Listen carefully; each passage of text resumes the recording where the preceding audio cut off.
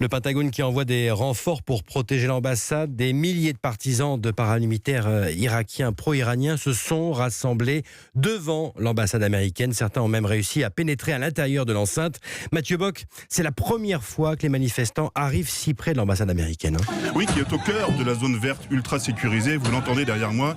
Les manifestants ont essayé de pénétrer dans le bâtiment en défonçant les portes à l'aide d'un bélier de fortune. Au cri de dehors l'Amérique, ils ont arraché des caméras de surveillance, tenté de mettre le feu aux installations et ont même défié les militaires américains restés à l'intérieur des bâtiments, armes à la main à travers les vitres blindées. Ces militants pro-iraniens, miliciens ou paramilitaires pour la plupart, participer au cortège funéraire de 25 combattants tués par l'armée américaine dimanche lors d'une frappe en représailles à la mort d'un Américain tué par une roquette quelques jours plus tôt.